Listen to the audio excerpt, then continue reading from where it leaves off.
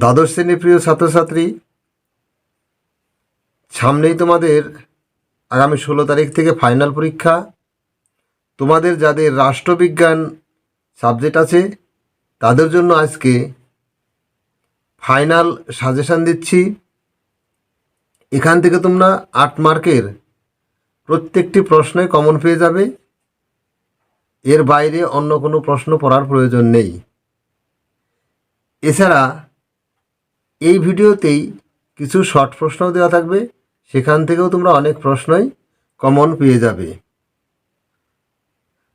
এই ভিডিওর প্রত্যেকটি প্রশ্নই খুবই কমন প্রশ্ন। তো এখনও তোমরা যারা চ্যানেলটি সাবস্ক্রাইব করোনি, তোমরা এখনই সাবস্ক্রাইব করে নাও এবং বন্ধুদেরও সাবস্ক্রাইব করতে বলো। তো দেখে নাও প্রথম প্রশ্ন কি আছে 8 মার্কের। প্রথমে আছে হলো ভারতের প্রধানমন্ত্রীর ক্ষমতা ও কার্যাবলী আলোচনা করো। আমি আগেও বলছি, এখনও বলছি, প্রত্যেকটি প্রশ্নই খুবই কমন প্রশ্ন।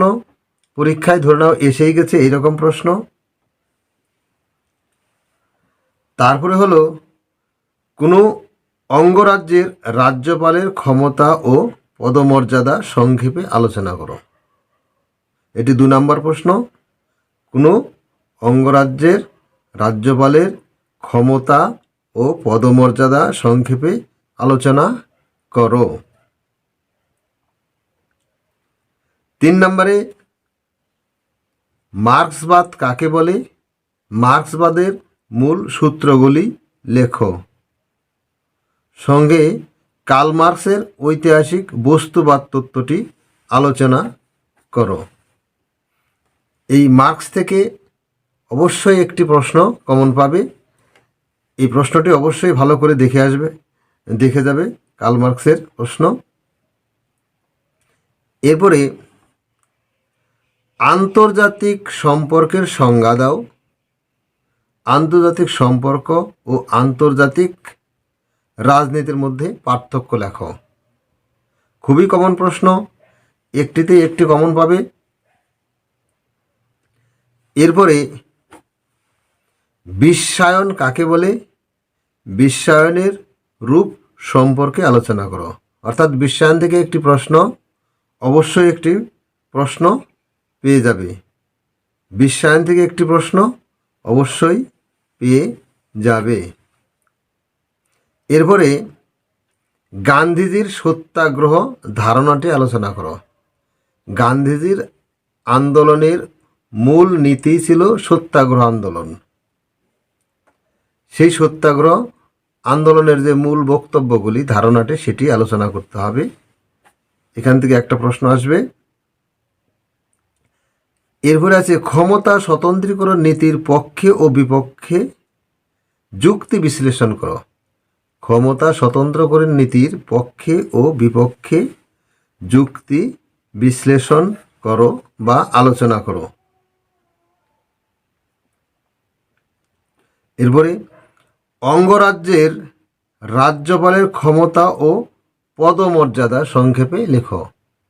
কোনো অঙ্গরাজ্যের রাজ্যপালের ক্ষমতা ও পদমর্যাদা সংক্ষেপে লেখো। তারপরে ভারতের পার্লামেন্টের আইন পাশের পদ্ধতি সংক্ষেপে আলোচনা করো। ভারতের পার্লামেন্টের আইন পাশের পদ্ধতিটি সংক্ষেপে আলোচনা করো। এরপরে ক্রেতা সুরক্ষা আদালত কাকে বলা হয় বা কাকে বলে? ক্রেতা সুরক্ষা আদালতের গঠন ও কার্যাবলী আলোচনা করো। এরপরে রেখেছি অঙ্গরাজ্যের হাইকোর্টের গঠন ও কার্যাবলী আলোচনা করো। অঙ্গরাজ্যের হাইকোর্টের গঠন ও কার্যাবলী আলোচনা করো। তারপর স্পিকারের ক্ষমতা ও কার্যাবলী আলোচনা করো বা বর্ণনা করো। এখানে স্পিকার এর পরিবর্তে অধ্যক্ষও দেওয়া থাকতে পারে। অধ্যক্ষের ক্ষমতা ও কার্যাবলী আলোচনা করো। দুজন একই ব্যক্তি, স্পিকার বা অধ্যক্ষ একজনই। যেভাবেই হোক প্রশ্নটা দিলে আমরা অবশ্যই লিখতে পারবো যদি আমরা দেখে যাই। আরেকটা, দ্বিকক্ষ বিশিষ্ট আইনসভার পক্ষে ও বিপক্ষে যুক্তি দাও। এই কয়টি মাত্র বড় প্রশ্ন তোমাদের দিলাম 8 মার্কের। এখান থেকে অবশ্যই তোমরা কমন পেয়ে যাবে। এর বাড়তি একটাও পড়ার দরকার নেই, তোমরা গিয়ে দেখবে এই প্রশ্নগুলি চলে এসেছে। এবারে কিছু ছোট প্রশ্ন বলছি, তোমরা এগুলোও দেখে যাবে। জোট নিরপেক্ষ নীতি প্রথম শীর্ষ সম্মেলন কোথায় অনুষ্ঠিত হয়েছিল? তারপরে পঞ্চশীল নীতি কে প্রথম ঘোষণা করেছিলেন? নাম এর পুরো নাম কি? বহু মেরুতা বলতে কি বুঝো? পেরেস্ত্রয়িকা কি? CEA2 অর্থাৎ CA2 এর পুরো নাম কি? মার্শাল পরিকল্পনার মূল উদ্দেশ্যগুলি লিখো।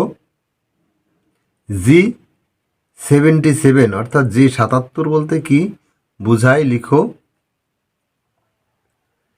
সাপটা SAPTA সাপটার পুরো নাম কি? CTBT কি বা এর পুরো নাম কি? ব্রিক কি? এরপরে ব্রিক কি? ব্রিক অর্থাৎ এই সংগঠনের প্রতিটি দেশের প্রথম অক্ষর দিয়ে ব্রিক হয়েছে।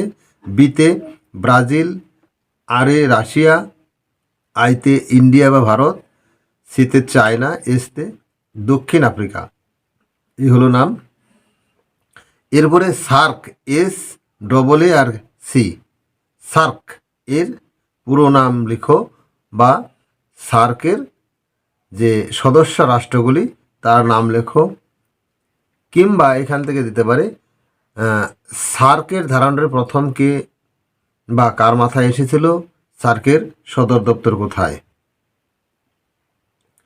এছাড়া আরেকটি দেখো, পশ্চিমবঙ্গের পঞ্চায়েতি ব্যবস্থার স্তরগুলি লেখো। 3টি স্তর আমরা প্রত্যেকেই জানি, এই 3টি স্তরের নাম লিখতে হবে। এছাড়া শর্ট প্রশ্নের রাষ্ট্রবিজ্ঞানের আমার যে ভিডিওগুলি আছে সেগুলো যদি তোমরা দেখে থাকো তাহলে সেখান থেকেও এই শর্ট প্রশ্নগুলি পেয়ে যাবে। এগুলো যদি তোমরা পড়ো অবশ্যই তোমরা ফাইনাল পরীক্ষায় ভালো রেজাল্ট করে উত্তীর্ণ হবে। তো তোমাদের আগাম শুভকামনা জানিয়ে আজকের এই ভিডিও এখানেই রাখছি। বাই।